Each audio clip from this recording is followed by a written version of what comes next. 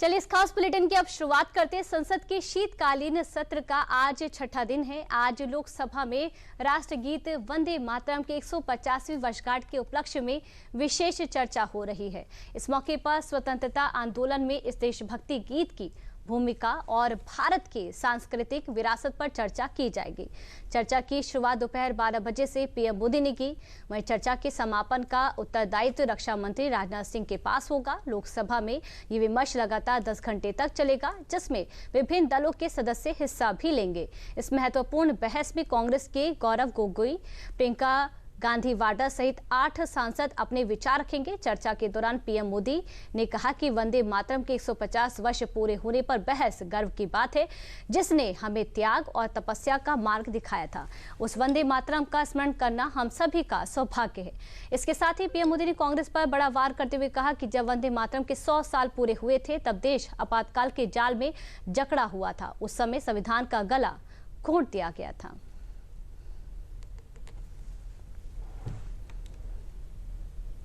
मंत्र ने, जिस जय घोष ने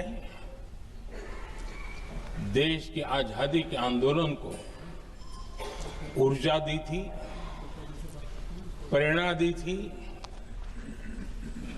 त्याग और तपस्या का मार्ग दिखाया था, उस वंदे मातरम का पुण्य स्मरण करना इस सदन में हम सबका ये बहुत बड़ा सौभाग्य है। और हमारे लिए गर्व की बात है कि वंदे मातरम के 150 वर्ष निमित्त इस ऐतिहासिक अवसर के हम साक्षी बन रहे हैं। वंदे मातरम 150 वर्ष की यात्रा अनेक पड़ावों से गुजरी है, लेकिन आदरणीय अध्यक्ष जी,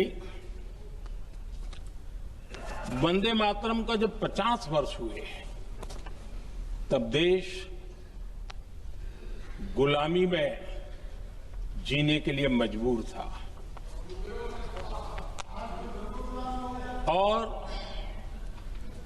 वंदे मातरम के 100 साल हुए, तब देश आपातकाल की जंजीरों में जकड़ा हुआ था।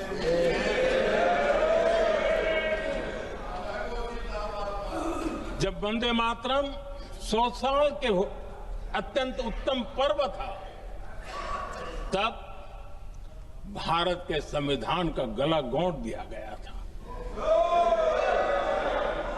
जब वंदे मातरम 100 साल का हुआ, तब देशभक्ति के लिए जीने मरने वाले लोगों को जेल के सलाखों के पीछे बंद कर दिया गया। अध्यक्ष जी, 150 वर्ष उस महान अध्याय को,